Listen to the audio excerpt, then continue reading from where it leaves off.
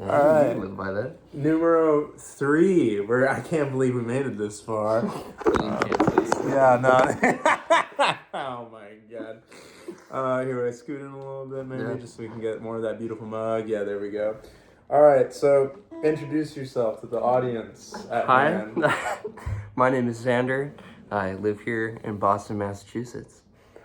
What do you do? I'm a drummer. I play guitar on occasion. I sing sometimes, mostly two of those things with my band MARIPOSA. Yeah. So I've known you for a while. I Mhm. think we probably met on like the Instagram Berkeley sphere around the time that we like got to Berkeley. I think I met you at the guitar sessions. Really? Wow. Damn. So you did guitar sessions. I did guitar sessions. What was your experience like with that? 2019 or 18? 18. Okay. Would you do it twice? I did it twice. Oh, I did it okay. in 2018, 2019. But what was your experience like when you did it? It was fascinating. I think it was enough to convince me that I wanted to be here in some capacity, and at the same time that I didn't want to be here as a guitarist. Interesting. Really? Yeah. What about that? What about that camp made the second thing come to fruition for you? I don't know. I felt myself being immersed in Berkeley in a way that I think really benefited me, but my experience with guitar up to that point, I think I just wanted to branch elsewhere. Interesting. And were you a drummer first? No, I was a guitar player Okay, first. So okay.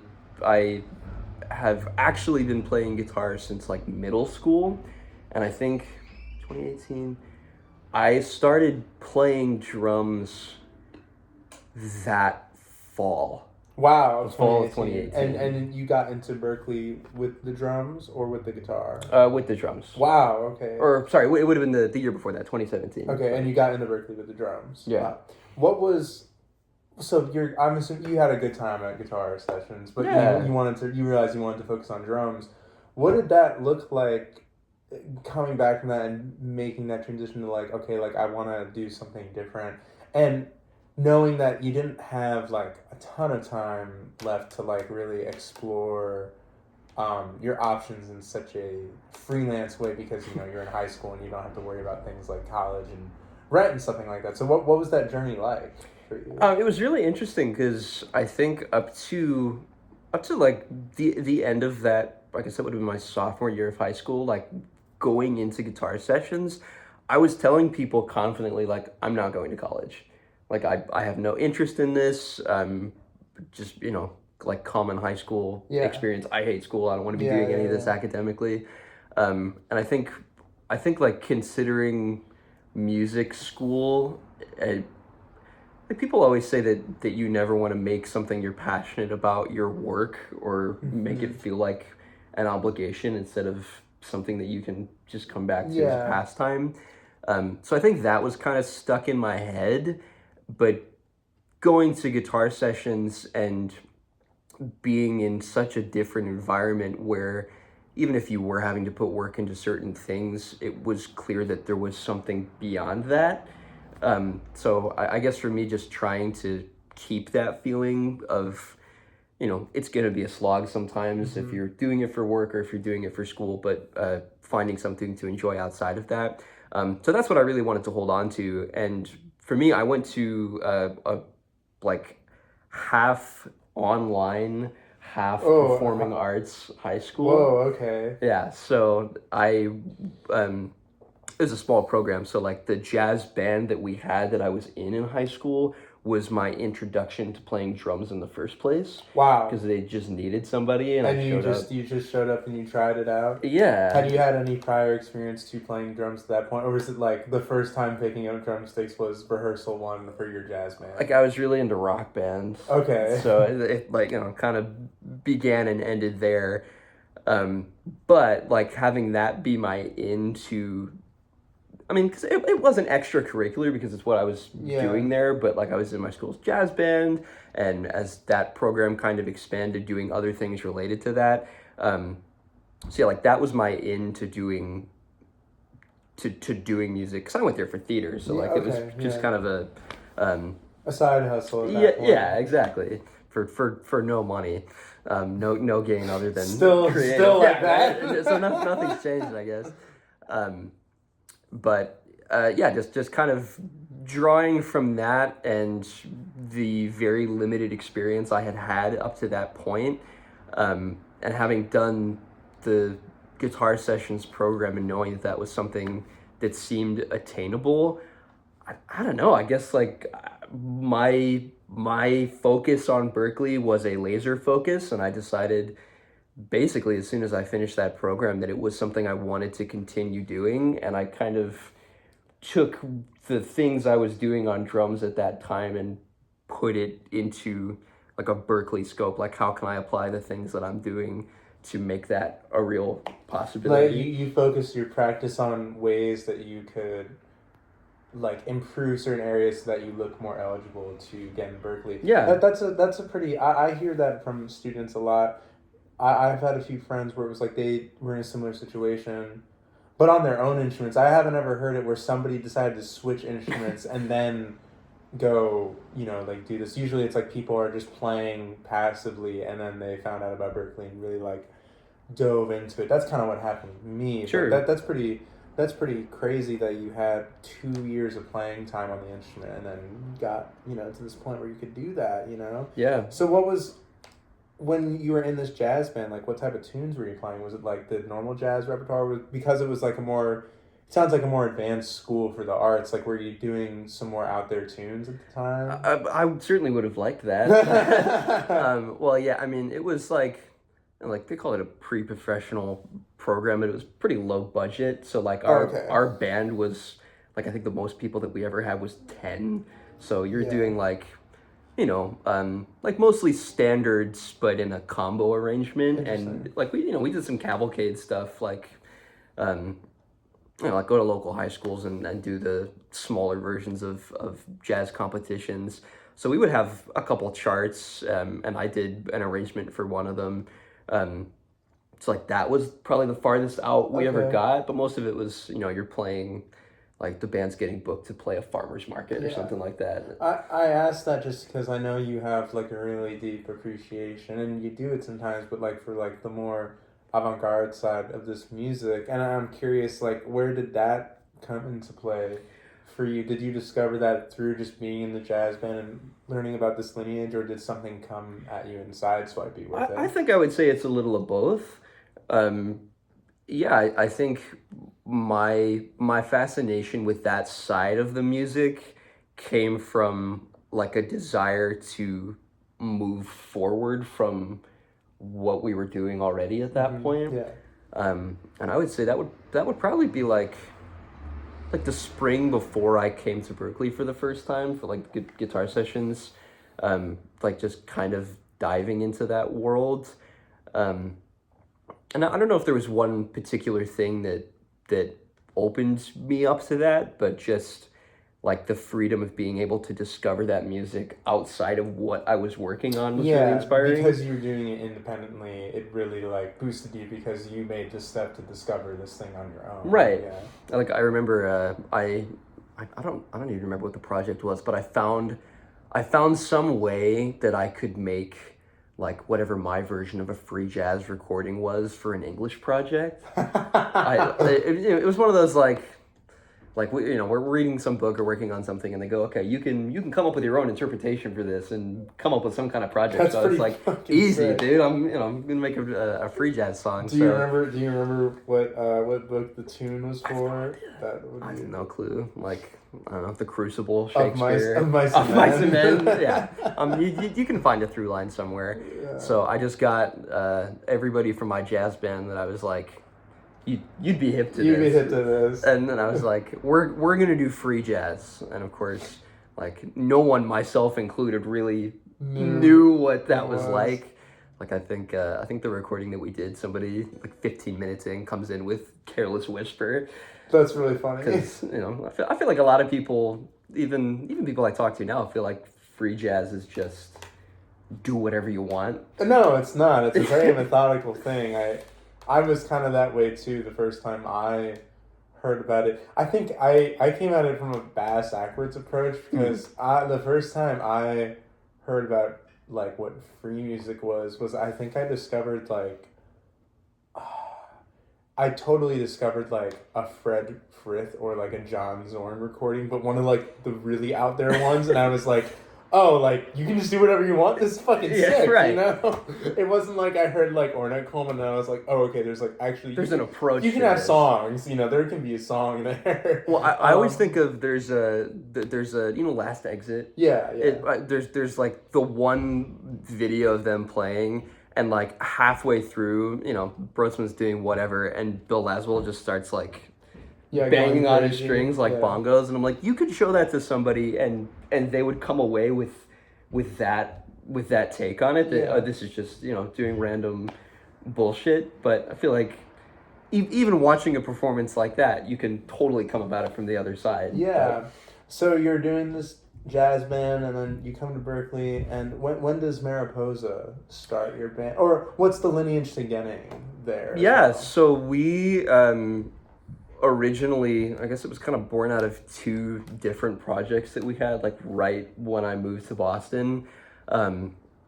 My roommate Logan and I had been in a band previously, and were making music with that project, but kind of feeling like we wanted to be doing something different and branch off a little bit. And then Delia and I, my other roommate, my girlfriend, were in a different band that was making like semi-adjacent, but like kind of completely different music. Yeah. And the three of us bonded over having shared taste with the stuff that we were making, but also a feeling of like, oh, there's so much other shit that we're all into that we could be doing instead. So we took that and stole our buddy Atticus from the same band that we were playing with, and decided to kind of combine those things and take them in a different direction. And now it's the three of us, Logan and Delia and myself, and our friend Esteban, who just moved to Boston. So we recruited him from New Jersey as well to kind of join in our vision of whatever that is. Nice, yeah. To me, it just feels like people that you have music that you like in common with, and if something's born out of you messing around with the stuff that you like, so I feel like that's a good way to go about it. The way Foxy Grandpa formed was purely based on that, because the way I met Matt was my old roommate Cade called me on Halloween and was like, you gotta come to this party. There's this kid who, he knows every band that you like, and I don't know any of them, and I need you to talk to him. And I was like, okay. And Matt and I bonded, and then we were like, shit, like, who do we know that plays fucking drums? And like, I had heard about this kid Dominic. The only thing I knew about Dom, I had heard that he was a chiller and that he could play the Mars Volta. That's all I heard about him. Sign me up. And I think I had met him like one time outside the Bebop. I met him once outside the Bebop for like 2 minutes. It's all I had known about him. I think I hung out with him once. We hung out once before the band started, and then like I hadn't ever heard him play the drums, and then we just had a rehearsal, and then that was kind of it. But yeah, I think that shared experience of like just the fact that like you like the same music as somebody else, like it does go a long way, because totally. It's surprising how hard it is to find somebody that likes everything that you like, and like builds off of it, and y'all play off of each other. Yeah, absolutely. So when did Mariposa start? Was that 2022? Yes. 2022. Okay, because we played together. Yeah, pretty early on. Grandpa. Yeah, we played at the Tower Brothers house. How many shows have y'all played since then, roughly? I want to say like 25 or 30. Okay. Just, working, and we've all been in school on y'all and work off, full-time jobs and shit like that. Yeah. So, how would you describe the music to the viewers, I guess? Because I have a kind of hard time describing it. It's also been a while since like we played together, Sure. So I don't necessarily know like if what I would describe is the way you're feeling about it. But from what I remember, it was like really fucking loud, and it was. I don't think that's changed. Okay, that's good. I remember it being really loud and having a lot of different textures to it. But how would you describe it more in depth? Yeah, I mean, I would say the foundation for us, which is that, has remained. I think we fine-tuned it a little bit, but a big crossing over point between the four of us is loud music and shoegaze and blown out noise rock and leading into Yeah, just all experimental that stuff stuff. like we've been Yeah. talking about. So I'd say it falls somewhere in there. What I really enjoy about working with everybody in the project is that we all write. Sometimes it's together, we'll just do a practice and somebody plays a riff and it's like, oh shit, keep doing that, Yeah. come up with something based on that, which is always awesome. And then you guys go your separate ways and also do stuff. Yeah, in so your time? every now and again, like I think earlier today, I need to watch it, sorry, jerk, but we'll like send each other videos of, oh, here's this riff I came up with, let's fuck around with this at next practice.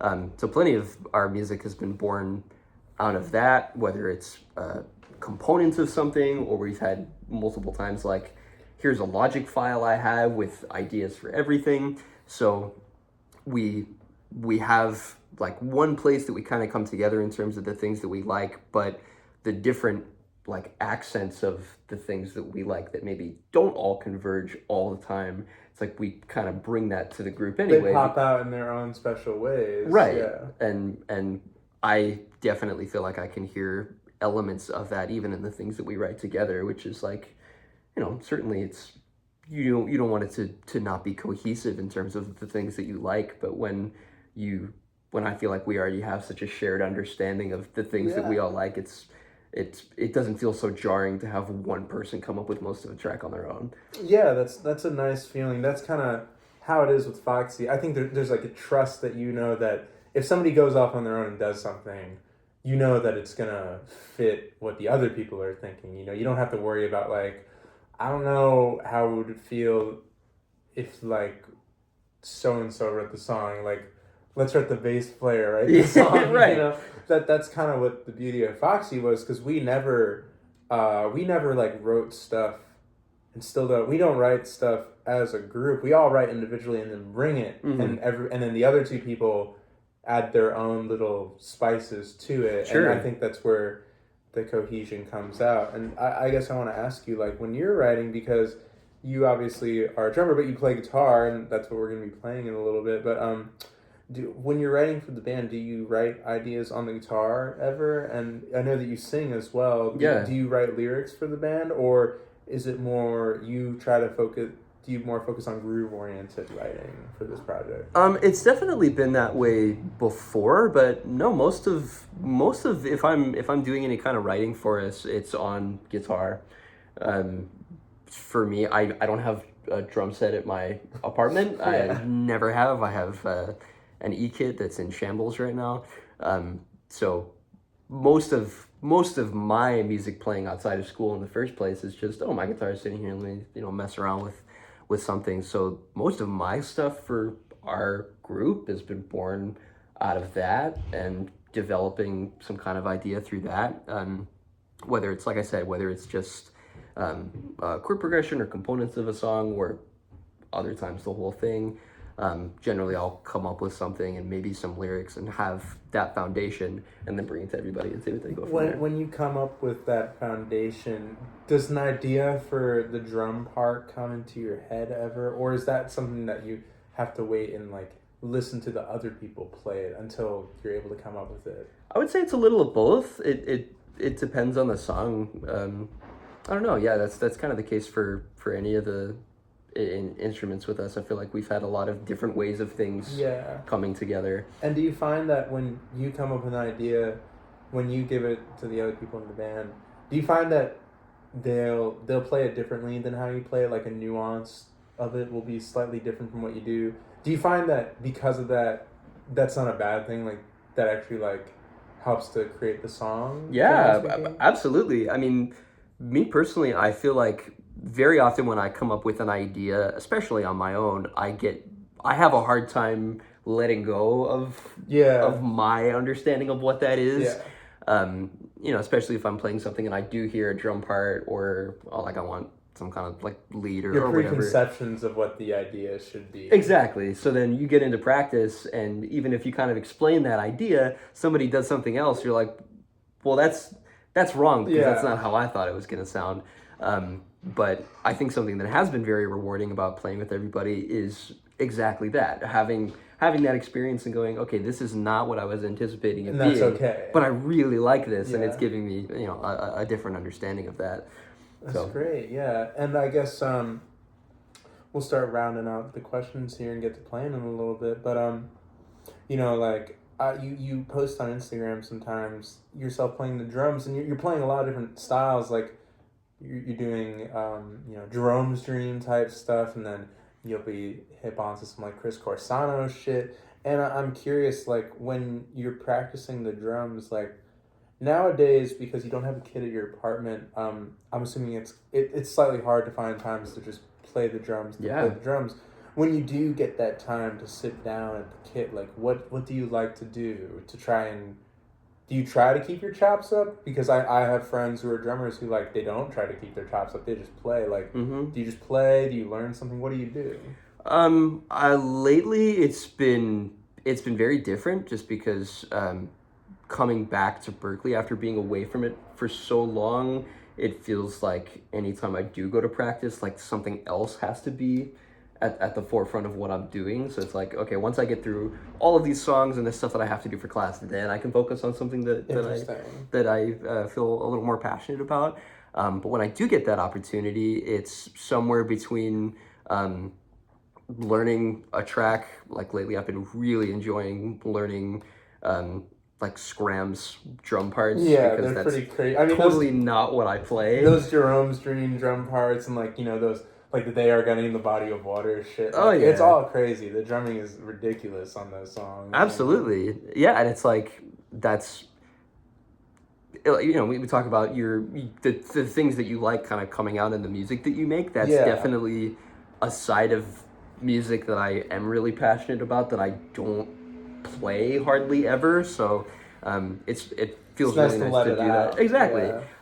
But yeah, lately it's been somewhere in between that and I've just been shuffling the ambient and drone stuff in my Apple Music and trying to play over it. That's actually it's really hip. Sick. That's pretty hip, honestly. That's been like very recent, but it's like, well, I'll always have like music on as I'm coming into the practice room or something, and I gotten through everything I needed, and this Venice song came on, and I was like, oh, dude, this would be fun to play over. And so, I don't know. That's awesome. All right, and then before we start playing, I guess, do you have any like announcements you'd like to make about MARIPOSA or anything that you're working on? Nothing really pointed. I mentioned to you earlier, we're hoping to do some recording. We have a lot of new songs that we feel really nice about. I don't know. We're just gonna keep going from here on out and try to chug along. Man. Yeah, that's how it be. All right, and then what's this song that we're gonna play? If you want to tell a little story. So we're gonna play a song called "Elsewhere" by Hayden Pedigo. He's a guitar player from North Amarillo, Texas. Amarillo, Texas.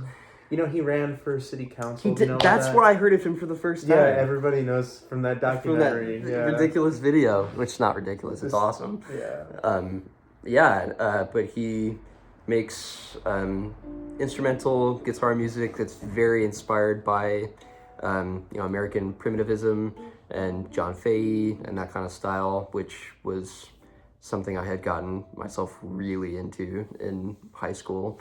And when I do play guitar, that's something I really like to mess around with. I love that type of music. Anything that's like white guy acoustic guitar, 1960-ish, always, and like there's no singing. It's always gonna like be Bass, Sandy Bull. Yeah, that's all. It's always gonna be good. All right.